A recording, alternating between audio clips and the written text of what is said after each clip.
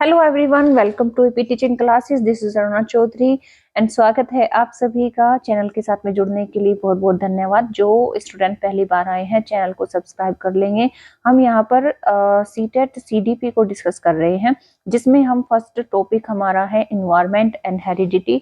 एक वीडियो हम इसमें एक लेक्चर को हम डिस्कस कर चुके हैं, आज उसका सेकंड पार्ट है। तो सेकंड पार्ट में हम ये समझेंगे कि इससे पहले में हमने वंशानुक्रम को समझा था, आज हम समझेंगे वातावरण को। ठीक है, वातावरण का जो इम्पोर्टेंट होता है वो किस तरीके से बच्चे को इफेक्ट करता है वो चीजें समझेंगे, और साथ ही साथ हम यहाँ पर क्वेश्चन डिस्कस करने वाले हैं। तो जितने भी हमने चीजें यहाँ पर डिस्कस की है तो उनसे संबंधित ही यहाँ पर जो है क्वेश्चन है जो प्रीवियस ईयर में आए हुए हैं। तो हर एक क्वेश्चन को बारीकी से समझना है। ठीक है, तो चलिए स्टार्ट करते हैं इसी के साथ में। तो देखो, वंशानुक्रम और वातावरण का एक बच्चे के विकास में इक्वली जो है इम्पोर्टेंस होता है, ये आपने समझ लिया था। तो किस तरीके से वंशानुक्रम जो है बच्चे के जन्म और उसके लिंग को निर्धारण करता है, उसकी विशेषताओं को निर्धारण करता है, तो ये हमने समझा था। अब हम वातावरण को समझते हैं कि बच्चा जब जन्म ले लेता है तो किसी एक वातावरण में वो निश्चित तौर पर जन्म लेता है। उसके आसपास का वातावरण कुछ भी हो सकता है। ठीक है, हम जलवायु की बात करें तो ठंडी जलवायु, गर्म जलवायु, शीतोष्ण प्रदेश, उष्णकटिबंधीय प्रदेश, किसी भी प्रदेश में अगर वो जन्म लेगा तो किसी न किसी वातावरण में होगा। अब वो जो वातावरण है, सबसे पहले तो वो किसी घर में ही, घर का जो वातावरण है वो किस प्रकार का है, उसमें जब वो जन्म लेता है तो वो देखता है। ठीक है, तो उससे प्रभावित होना शुरू हो जाता है। उसके बाद वो इस पड़ोस में जाता है, उसके बाद स्कूल में जाता है, तो अलग अलग जगह का वातावरण उसे अलग अलग मिलता है। ठीक है, तो बालक के विकास में वंशानुक्रम के साथ साथ ही वातावरण की भी भूमिका बहुत महत्वपूर्ण होती है। बच्चा जिस प्रकार के वातावरण में रहता है वह उसके शरीर में मस्तिष्क को प्रभावित करता है। ठीक है, उसके शरीर एवं मस्तिष्क को प्रभावित करता है, क्योंकि बच्चा गर्भ अवस्था में, यानी कि जो उसका कॉन्सेप्शन पीरियड होता है, गर्भ अवस्था से लेकर मृत्यु तक वातावरण के घेरे में रहता है। अब यहाँ से क्वेश्चन किस प्रकार से बनेगा कि जो बच्चा है एक निश्चित आयु तक वातावरण से घिरा रहता है? नहीं, बच्चा या फिर जन्म के बाद से बच्चे को वातावरण प्रभावित करता है? नहीं, बच्चा जब गर्भ में है, जब कॉन्सेप्शन पीरियड है, बच्चा अभी मतलब गर्भ में आया है, गर्भ अवस्था से ही जब तक वो उसका जीवन रहता है, जीवन पर्यंत का हो, मृत्यु तक रहो, वातावरण का प्रभाव उसके जीवन पर देखने को मिलता है ना। जैसे कि अगर मैं ये कहूँ कि आप किसी गांव के बच्चे हैं और एक तरफ दूसरा बच्चा जो है शहर का बच्चा है, तो ये बताओ कि दोनों का जो विकास हुआ है, क्या दोनों का विकास बराबर होगा? दोनों का विकास बराबर होगा? नहीं। इस बच्चे का जो विकास है वो शहर के बच्चे यानी कि बी बच्चे से बिल्कुल अलग होगा, क्योंकि इस गांव वाले बच्चे को वातावरण किसी और प्रकार का मिला है और शहर वाले बच्चे को वातावरण किसी और प्रकार का मिला है। तो दोनों की आदतों में, दोनों के व्यवहार में, दोनों के नेचर में, दोनों की स्किल्स में काफी डिफरेंस देखने को मिलेगा। तो इस वजह से कह सकते हैं कि भाई जो वातावरण है बच्चे को बहुत प्रभावित करता है। अतः विकासात्मक अंतर आनुवंशिक और अनुभवात्मक अर्थात वातावरण विविधताओं की जटिल अंतःक्रिया का एक जो है परिणाम है। जो विकास होता है, जो हम कहेंगे कि विकासात्मक अंतर का मतलब यहाँ पर क्या है कि बच्चा किस तरह के एनवायरनमेंट में रह रहा है, उसमें जरूर उसकी आदतों में, उसके व्यवहार में अंतर आएगा। और आनुवंशिक और अनुभवात्मक जो अंतर है, अनुभवात्मक यानी कि जो आनुवंशिक रूप से अंतर उसके व्यवहार में आया है, उसकी आदतों में आया है, वो तो ये सब आपस में इंटर रिलेटेड होते हैं, या फिर हम इसे कहेंगे कि इसमें मतलब ये एक दूसरे से अंतःक्रिया करते हैं। ठीक है, तो इसीलिए कहा जाता है कि ना ही तो केवल और केवल बच्चे के विकास में वंशानुक्रम का, ना ही केवल और केवल वातावरण का, बल्कि दोनों का संयोजन रूप से विकास पर प्रभाव पड़ता है, बच्चे के विकास पर प्रभाव पड़ता है। ठीक है, ये क्वेश्चन यहाँ से डायरेक्ट इस तरीके से कथन करके दे दिया गया है। और ये आपसे पूछा जा चुका है कि विकासात्मक अंतर और आनुभाविक और अनुभवात्मक अर्थात वातावरण विविधताओं की जटिल अंतःक्रिया का एक अनिवार्य परिणाम है। ठीक है, ये आप समझ गए होंगे। चलिए आगे मूव करते हैं। अब कुछ डेफिनेशंस है, कुछ परिभाषाएं हैं जिनके आधार पर यहाँ पर जो इम्पोर्टेंट है ये प्रीवियस ईयर में आई हुई है, इसीलिए मैंने यहाँ पर ये मेंशन की है, ये मोस्ट इम्पोर्टेंट है। क्वेश्चन यही से आपके बनते हैं। देखो महत्वपूर्ण परिभाषा ही है, इसीलिए तो रोज के शब्दों में अगर हम समझे कि वातावरण वह बाहरी शक्ति है जो हमें प्रभावित करती है। भाई एक बच्चा है, अब मैंने अभी आपको समझाया कि एक बच्चा शहर का है, एक बच्चा गांव का है, एक बच्चा गवर्नमेंट स्कूल में पढ़ा है, एक बच्चा मॉडल स्कूल में पढ़ा है। तो क्या दोनों की आदतें, दोनों का बिहेव, दोनों की स्किल्स, दोनों की इंटेलिजेंसी तो चलो समान रहेगी। इंटेलिजेंसी पर तो वातावरण का कोई प्रभाव खास नहीं पड़ता है, लेकिन अगर सकारात्मक वातावरण मिले तो उसमें थोड़ा बहुत प्रभाव सिर्फ समझ को बढ़ाने में आ जाता है ना। आईक्यू लेवल वो चेंज नहीं कर सकता है। तो अगर एक बच्चा सरकारी स्कूल में पढ़ा है, एक बच्चा मॉडल स्कूल में पढ़ा है, तो मैं मतलब उन दोनों पर वातावरण का प्रभाव अलग अलग देखने को मिलेगा। इसीलिए वातावरण एक बाहरी शक्ति हो गई, यानी कि ये कोई इंटरनल नहीं है, ये आंतरिक नहीं है, ये कोई आनुवंशिक नहीं है, ये बाहरी है, जिसे हम जितना चाहे अच्छा माहौल बनाकर, अच्छा वातावरण बनाकर बच्चे के व्यवहार में, आदतों में, उसकी स्किल्स में सुधार कर सकते हैं, उन्हें अच्छा बना सकते हैं। तो वातावरण वह बाहरी शक्ति है जो हमें प्रभावित करती है, निश्चित तौर पर करती है। आपने अभी तक समझ लिया है। वातावरण वह प्रत्येक वस्तु है जो कि अन्य वस्तुओं को गिरते हुए सीधे उस पर प्रभाव डालता है। हाँ देखो, जब भी आप मतलब कोई भी काम किसी भी इन्वायरमेंट में रहकर करोगे तो उसका प्रभाव आपके व्यवहार पर सीधे तौर पर दिखेगा। तीसरा है मैकाइवर एवं पेज के शब्दों में कि वातावरण स्वयं प्राणी और उसके जीवन का ढांचा बीते हुए जीवन एवं अतीत के पर्यावरण का फल है। जो वातावरण है, वातावरण यहाँ पर मतलब जो स्वयं प्राणी है, कोई भी बच्चा है, और उसके जीवन का जो ढांचा है, उसके जीवन का जो ढांचा है, जिस प्रकार से उसका जीवन चल रहा है, तो बीते हुए जीवन और अतीत के पर्यावरण का फल है। यानी कि जो बच्चे का विकास होता है, बच्चे के विकास में जिस तरह का उसका जीवन का ढांचा है, उसे वातावरण मिला हुआ है, उसके बीते हुए जीवन और अतीत के जो उसे पर्यावरण अभी तक मिलता आया हुआ है, उसका प्रभाव उसके विकास पर जरूर दिखेगा, है ना। तो यही हम यहाँ पर समझेंगे कि जो वातावरण है वो किस प्रकार से बच्चे के विकास को प्रभावित करता है, बच्चे के विकास पर प्रभाव डालता है ना। ये चीजें हमने यहाँ पर समझ ली है। अब देखो आगे, अब एक और मैं चीज यहाँ पर जो है मेंशन करना चाहूंगी, आपको बताना चाहूंगी कि बच्चे का जो विकास होता है, अगर हम बच्चे को सकारात्मक पर्यावरण दे, सकारात्मक जो है उसको वातावरण दे, तो हम उसको अच्छा वातावरण देकर उसका जो व्यवहार है, उसमें हम परिवर्तन कर सकते हैं, है ना। उसमें हम परिवर्तन कर सकते हैं, उसके हम आदतों में सुधार कर सकते हैं, आदतों में सुधार आदतों में सुधार कर सकते हैं, आदतों में परिवर्तन कर सकते हैं। और जैसे कि अगर हम बात करें, अगर हमें फॉर एग्जाम्पल बच्चे की भाषा का विकास करना है, तो भाषा को अच्छा बनाने के लिए भी जो है एक सकारात्मक वातावरण देने से बच्चे का जो भाषा विकास है, भाषा विकास भी क्या होता है, अच्छा होता है। ठीक है, भाषा विकास भी अच्छा होता है।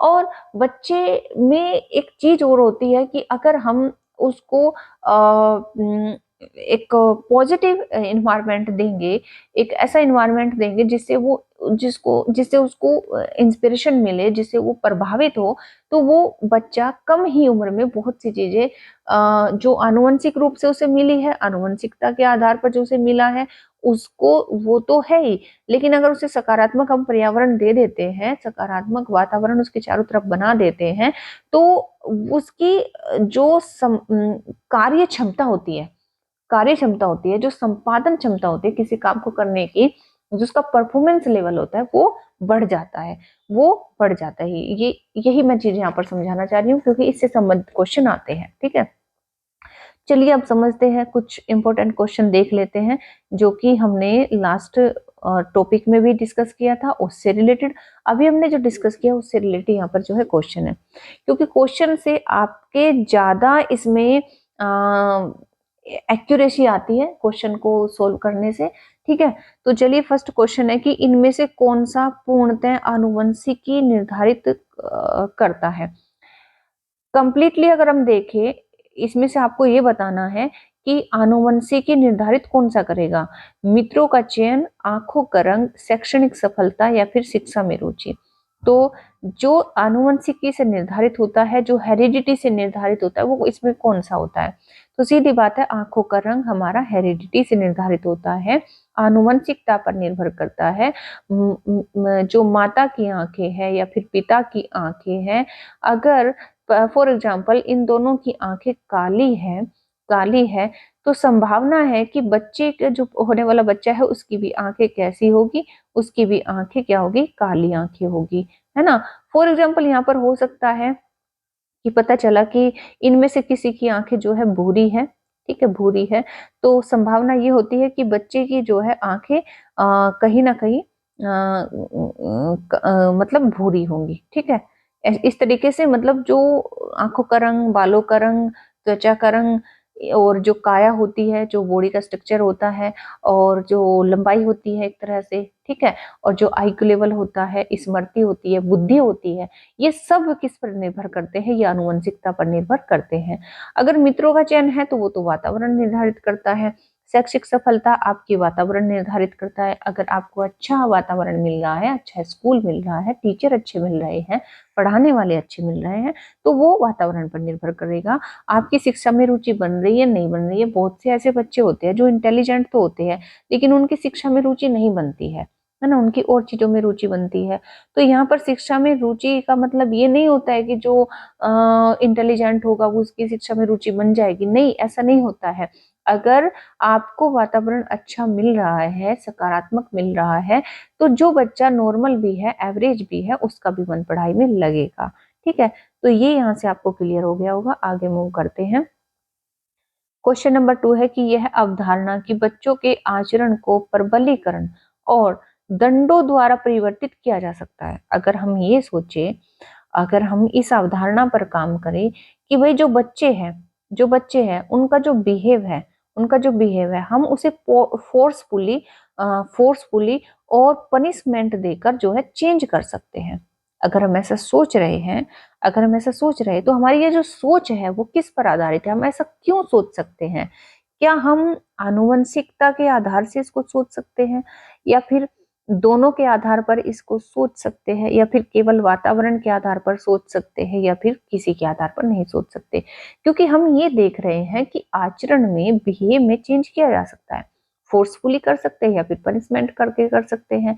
तो अगर ये चीज हेरिडिटिकली होती है तो उसमें कोई चेंज हम करने की संभावना नहीं जता पाते, लेकिन यहाँ पर जता पा रहे हैं, तो इसका मतलब यही है कि ये सीधे तौर पर हम समझ रहे हैं कि अगर हम विश्वास रखते हैं, अगर हमें पता है कि वातावरण अच्छा देकर, अच्छा मतलब चीजों को हम चेंज कर सकते हैं, बच्चे के बिहेव को, उसके आचरण को चेंज कर सकते हैं, फोर्सफुली भी कर सकते हैं, पनिशमेंट देकर भी कर सकते हैं, उसको समझाकर भी कर सकते हैं, उसको कोई पुरस्कार देकर भी कर सकते हैं, तो हम ऐसा क्यों सोच रहे हैं? किस आधार पर सोच रहे हैं? केवल वातावरण के आधार पर हम सोच रहे हैं। ठीक है, बात क्लियर हो गई। चलिए आगे मूव करेंगे। क्वेश्चन नंबर 3 है, ये आए हुए क्वेश्चन है। ठीक है, तो क्वेश्चन नंबर 3 है प्रकृति एवं पोषण विवाद, जो कि हमने पहले पढ़ा था। प्रकृति एवं पोषण विवाद यानी कि nature and nurture, nature and nurture. ठीक है, ये जो डिबेट होती है नेचर एंड नर्चर की, तो प्रकृति एवं पोषण विवाद निम्नलिखित में से किससे संबंधित है? तो किससे होगा? आनुवंशिकी एवं वातावरण से, व्यवहार एवं वातावरण से, वातावरण एवं जीव विज्ञान से, वातावरण एवं पालन पोषण से। देखो, वातावरण और पालन पोषण तो एक ही बात हो गई, है ना। वातावरण और जीव विज्ञान बिल्कुल मैच नहीं करेगा। व्यवहार और वातावरण भी एक ही बात हो गई। लेकिन हम बात करते हैं, क्योंकि हमने पहले ही डिस्कस किया था, क्योंकि प्रकृति का मतलब यहाँ पर क्या है? नेचर है। नेचर है तो हेरिडिटी यानी कि आनुवंशिकता। और पोषण का मतलब जब आप पैदा हो जाते हैं, आपका पालन पोषण होता है, तो आपको नर्चर किया जाता है। आपको क्या किया जाता है? नर्चर किया जाता है। तो ये क्या है, अपने आप में मतलब आपको एक वातावरण दिया जाता है। ठीक है, क्लियर हुई बात। क्वेश्चन नंबर 4 है यहाँ पर, जब से सुनीता ने चलना शुरू किया था, वह जब से संगीत सुनती थी, जब से उसने चलना शुरू किया था, वो 1.5 साल की, 2 साल की वो होगी, है ना, तब से वो क्या सुनती है, म्यूजिक सुनती है और नृत्य करना शुरू कर देती है ना। जब भी वो छोटे बच्चे देखे नहीं आपने, जैसे ही वो डीजे या फिर कुछ भी मतलब स्टार्ट होता है, म्यूजिक स्टार्ट होता है, तो वो डांस करना शुरू कर देते हैं, है ना। जब वह नृत्य करती है तो उसके माता पिता ताली बजाते हैं और टीवी के कार्यक्रम में नृत्य कर रहे बच्चों की नकल करने के लिए कहते हैं। देखो देखो वो ऐसा स्टेप कर रहा है, तुम इस गाने पर ऐसा स्टेप करो, उसको नकल करने के लिए बोलते हैं। तो सुनीता ने बहुत जल्दी ही नृत्य अच्छी तरह से करना सीख लिया।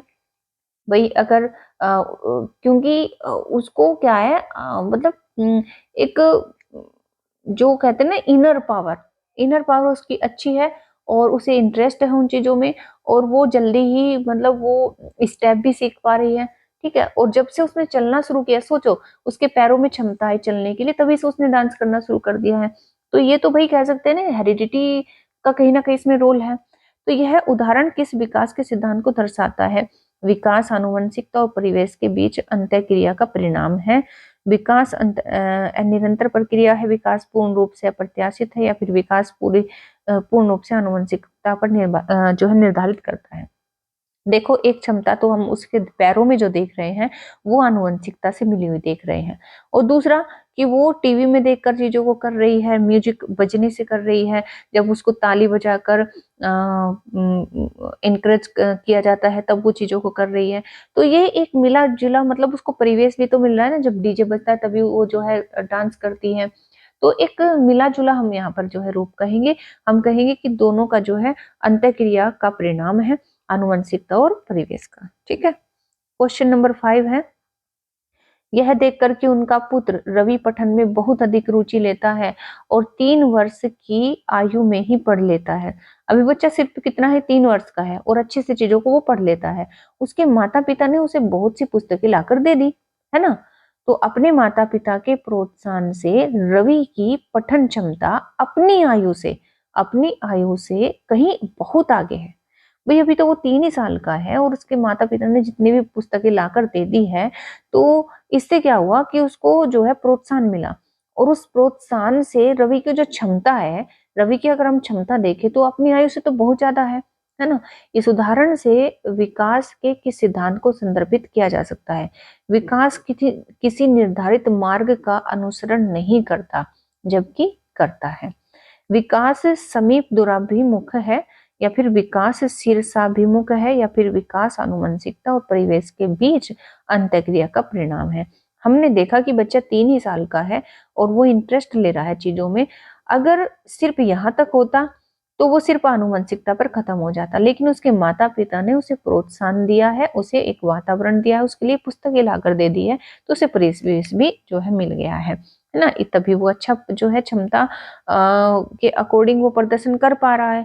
ठीक, तो ये जो विकास है, विकास आनुवंशिकता और परिवेश के बीच अंतःक्रिया का परिणाम है। ठीक है, क्वेश्चन है क्वेश्चन नंबर 6, आनुवंशिकता और सामाजिक सांस्कृतिक वातावरण के बीच निरंतर और जटिल क्रिया से कौन सा विकास प्रभावित होता है? देखो आनुवंशिकता और सामाजिक सांस्कृतिक वातावरण, बच्चे को आनुवंशिक रूप से कुछ गुण प्राप्त हुए हैं और सामाजिक सांस्कृतिक वातावरण भी उसे अगर पॉजिटिव दे दिया जाए, तो इनके बीच में जो निरंतर जटिल क्रिया मतलब होती है, उससे कौन सा विकास प्रभावित होता है? केवल संज्ञानात्मक, क्या मतलब उसको एक पॉजिटिव इन्वायरमेंट देने से, एक अच्छी इंटेलेक्चुअलिटी होने से केवल उसके मस्तिष्क का विकास होगा? नहीं। केवल उसका सामाजिक विकास होगा? नहीं। दोनों संज्ञानात्मक तथा सामाजिक विकास होंगे, या फिर जो है शारीरिक, संज्ञानात्मक तथा सामाजिक विकास होंगे। देखो इसमें 2 ही प्रकार के विकास शामिल किए गए, जबकि इसमें 3 प्रकार के शामिल कर दिए गए हैं, तो ये ज्यादा जो है पॉजिटिव हो जाता है। ठीक, तो शारीरिक विकास भी अच्छा होगा, संज्ञानात्मक विकास भी अच्छा होगा और सामाजिक विकास भी अच्छा होगा। ठीक है, अगर हेरिडिटिकली यानी कि आनुवंशिक रूप से बच्चे को जो है अच्छा इन्वायरमेंट दिया गया है और सांस्कृतिक रूप से जो उसे वातावरण मिला है, तो इन दोनों के बीच में जो निरंतर जटिल क्रिया मतलब चलती है, तो उससे जो विकास है वो सब तरह के विकास उससे जो है जुड़े हुए हैं, उससे प्रभावित होते हैं। क्वेश्चन नंबर 7 है। क्वेश्चन नंबर 7 क्या है कि व्यक्तियों में एक दूसरे से भिन्नता क्यों होती है? मैंने पहले ही वीडियो में आपको बताया था, जो व्यक्ति होते हैं हर एक बच्चा दूसरे बच्चे से अलग होता है ना? तो क्यों होता है? वातावरण के प्रभाव के कारण, या फिर जन्मजात विशेषताओं के कारण, या फिर वंशानुक्रम और वातावरण के बीच अनुबंध क्रिया के कारण, या फिर प्रत्येक व्यक्ति को उसके माता पिता से जीनों का भिन्न समुच्चय प्राप्त होने के कारण। तो सीधी बात है कि जो जन्मजात उसकी विशेषताएं होती है, जो जन्म से लेकर बच्चे विशेषताएं पैदा होते हैं, उनके कारण एक बच्चा एक दूसरे से जो है भिन्न होता है। ठीक, चलिए नेक्स्ट क्वेश्चन है, क्वेश्चन नंबर 8 है। क्वेश्चन नंबर 8 क्या कह रहा है कि प्रकृति व पोषण विकास को कैसे नियंत्रित करते हैं? मतलब जो हेरिडिटी है और जो पालन पोषण है, जो वातावरण है, वो विकास को कैसे नियंत्रित करते हैं? जन्म तक प्रकृति ज्यादा महत्वपूर्ण होती है, उसके बाद पोषण की भूमिका होती है। पूरे मानव विकास के दौरान प्रकृति ज्यादा महत्वपूर्ण होती है, या फिर प्रकृति केवल गर्भाधान व जन्म पूर्व समय में महत्वपूर्ण होती है? देखो, प्रकृति केवल गर्भाधान व जन्म पूर्व समय में महत्वपूर्ण नहीं होती, प्रकृति का रोल बाद में भी होता है ना? तो प्रकृति व पोषण गर्भावस्था से लेकर विकास को नियंत्रित करने में अंतःक्रिया करते हैं। ये जो है सटीक हो जाएगा, बिल्कुल सही हो जाएगा। ठीक है, तो चूंकि यहाँ पर जो विकास है, बच्चे का विकास है, उसे हेरिडिटी और इन्वायरमेंट किस प्रकार से नियंत्रित करते हैं? वो इसलिए करते हैं क्योंकि जो प्रकृति यानी कि हेरिडिटी है और जो पोषण है, जो है वातावरण है, वो बच्चे का गर्भावस्था से लेकर, भाई बच्चे का गर्भ में भी तो पालन पोषण चाहिए ना। ऐसा नहीं है कि वो जन्म ले लेगा उसके बाद ही जो है वातावरण का उस पर प्रभाव पड़ेगा। एक वातावरण वो माँ के गर्भ में भी वहां पर बना हुआ है, उसमें जी रहा है ना? और उसको हेरिडिटी यानी आनुवंशिक गुण तो गर्भावस्था में ही प्राप्त होंगे। तो गर्भावस्था से लेकर विकास को नियंत्रित करने में जो है अंतःक्रिया जो है ये करते हैं। ठीक, बात क्लियर हो गई? क्वेश्चन नंबर 9 है कि बच्चे शरीर, चरित्र, मूल्य, विचार, व्यवहार, कौशल इत्यादि में क्यों भिन्न होते हैं? यानी कि बच्चे शारीरिक रूप से, बच्चे चारित्रिक रूप से, बच्चों में जो मूल्य होते हैं, अलग अलग मूल्य होते हैं, बच्चों के अलग अलग विचार होते हैं, बच्चों के अलग अलग व्यवहार होते हैं, अलग अलग में कौशल क्षमताएं होती हैं। तो ये भिन्न क्यों होते हैं? पोषण के कारण कि भाई किसी को अच्छा पोषण मिल रहा है, किसी को अच्छा पोषण नहीं मिल रहा है तो उसके कारण, या फिर कुपोषण के कारण कि किसी को पोषण पर्याप्त मात्रा में मिल ही नहीं रहा है, या फिर कोई ज्यादा मात्रा में जो है चीजों को खा रहा है ना, इसके कारण, या फिर आनुवंशिकता व परिवेश के कारण, तो आनुवंशिकता एवं परिवेश के कारण। क्वेश्चन नंबर 10 है, निम्नलिखित में से किसका नाम सूजन शास्त्र के पिता के नाम से जुड़ा है? ये एक यूनिक क्वेश्चन है, इतना ही क्वेश्चन इसमें आता है और ये कभी कभी आ जाता है ना? तो इसके ज्यादा इसमें पूछा भी नहीं जाता है, तो ये मैंने इसलिए ऐड कर दिया क्योंकि कभी कभी कभार इससे क्वेश्चन आ जाता है। तो सूजन शास्त्र के जो पिता थे वो कौन थे? गाल्टन थे। ठीक है, चलिए लास्ट क्वेश्चन है इस वीडियो का, इंपॉर्टेंट क्वेश्चन है ये, तो इसे समझते हैं। देखो, कथन का क्वेश्चन है क्योंकि जो प्रीवियस ईयर में आया हुआ है वो है ये क्वेश्चन। तो अब बच्चों के बीच विकासात्मक दरों में काफी भिन्नताएं मौजूद होती है। भाई कोई बच्चा जल्दी जो है विकसित हो जाता है, कोई बच्चा देर से विकसित होता है, किसी का सामाजिक विकास, किसी का नैतिक विकास एक दूसरे से भिन्न होता है। तो बच्चों के जो बीच विकासात्मक मतलब दर होती है ना, कोई जल्दी से विकसित हो गया, कोई देर से हो गया, तो उसमें काफी जो है भिन्नताएं मौजूद होती है। बिल्कुल सही बात है ये तो। और विकासात्मक जो अंतर है वो आनुवंशिक और अनुभवात्मक विविधताओं की जटिल अंतःक्रिया का एक अनिवार्य परिणाम है। ये भी बात बिल्कुल सही कही है, अभी तक दोनों आपने समझ लिया होगा। तो ए भी सही है, आर भी सही है, तो ए और आर दोनों सही हो जाएंगे और व्याख्या भी सही बिल्कुल हो जाएगी। ठीक है, ए और आर दोनों सही है तथा आर ए की व्याख्या सही करता है। तो इतने ही क्वेश्चन इसमें बनते हैं। आई होप आप समझ गए होंगे कि मैंने हर एक थ्योरी से क्वेश्चन उठाया है, अच्छे से आपको समझाने की कोशिश की है। और देखो इसमें जो मतलब जहां जहां से क्वेश्चन बनते हैं वो मैंने टर्म्स में ऐड भी किए हैं, लेकिन ये जो क्वेश्चन हमने डिस्कस किए ये प्रीवियस ईयर में आए हुए हैं। तो आई होप आप समझ गए होंगे पूरे कॉन्सेप्ट को।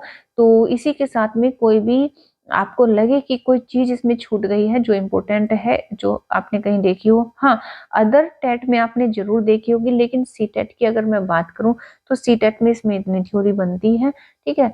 सीटेट में यहीं से अभी तक क्वेश्चन आए हुए हैं, अदर में तो बहुत ऐसा मटेरियल है, बहुत ऐसी थ्योरी है कि वहाँ से क्वेश्चन आपको फँसते हैं। लेकिन अदर टेट की बात, अदर के लिए इसके लिए मैं वीडियो अलग से ही बनाऊँगी, क्योंकि इसमें होता क्या है कि सीटेट में जितना पढ़ना चाहिए, ये मतलब एक ब्रीफ नोट से मैं पढ़ाना सोच रही हूँ कि ताकि आपको ज़्यादा ना पढ़ना पड़े, सिर्फ लिमिटेड पढ़ना पड़े, ठीक है? तो आई होप आपको क्लास समझ में आई होगी। थैंक्स फॉर वॉचिंग, मिलते हैं नेक्स्ट क्लास में। और हमसे डायरेक्ट जुड़ने के लिए इस नंबर पर कॉन्टैक्ट कर लें, और एपी टीचिंग जो टेलीग्राम चैनल है उसे सब्सक्राइब कर ले, क्योंकि अगर आपको यहाँ पर पीडीएफ जो है प्रोवाइड करा दी जाएगी। तो मिलते हैं नेक्स्ट क्लास में, तब तक के लिए thank you, take care, bye bye.